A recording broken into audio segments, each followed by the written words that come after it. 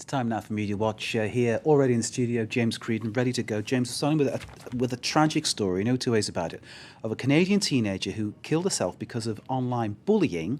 But the hacking group Anonymous have tracked down her supposed tormentor. You take up the story. All right, this was a girl by the name of Amanda Todd. It's been in the news for a couple of days now. I think we have pictures of a video that she actually put up online, recounting in this format here with cards her ordeal, where she claims to have been harassed by this guy she met online. She was a 15-year-old. The supposed person behind this is 30. So a bit of an age difference, and he published naked photos of her online, etc., etc., etc. She shared her story and online in this fashion, and continued then on, unfortunately, to end her life. Now, Anonymous, as you can see here with that anonymous mask, they've become well known in the last year or two for hacking and for revealing information. They supported Julian Assange and others.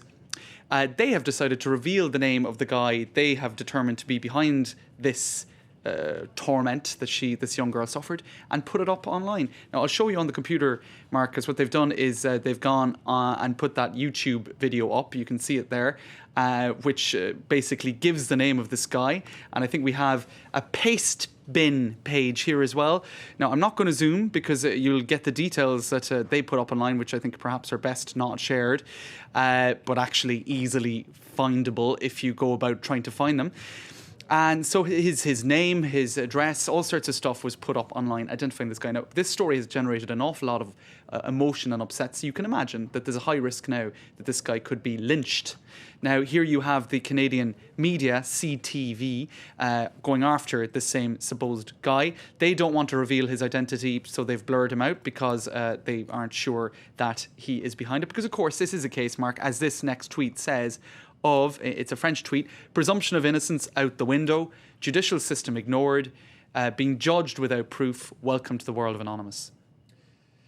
Indeed, it certainly is food for thought and makes you think about all sorts of issues that every parent worries about safety on the internet, about your children and how they use these things, and of course the pains of growing up. It's a terribly sad story, and right. And I think there's something really, really horrible, isn't it? It's got a couple of different angles in it that are a revelation of how the internet has changed our lives, really. First of all, as you say, young people and how they can now interact with strangers in a much less guarded way, and the consequences of that. Also, this group outside of the law sort of seeing a remedy to the situation that perhaps isn't ideal either. So it's a whole new world out there.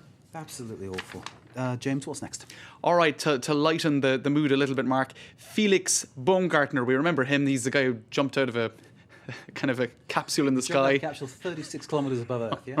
Brave dude. Now, is he brave enough to go on the RERB on his own? Because now this is let me just explain to people. This is the regional train which will take you from the north of Paris, the Paris Charles de Gaulle, all the way through the centre to the far end where I live, around that way. I use this line quite often. Right, how do you find it? I find it an absolute nightmare.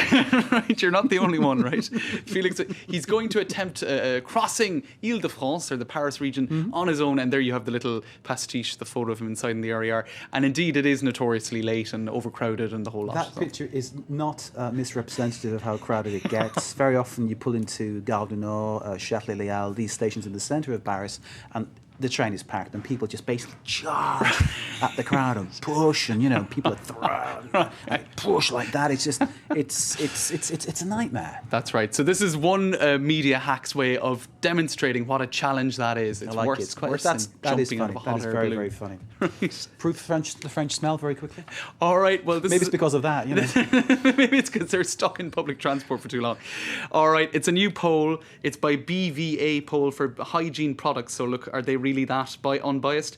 Now, they claim that 20% of French people surveyed admitted to not washing their hands before dining, 12% forego the trip to the sink after using les toilettes, etc., etc., etc. So this is confirmation of that old tired cliche that the French are a little bit pongy, right? But there are also polls saying that a 2011 study indicating French women spend longer preparing for the day in the mornings than the European neighbours.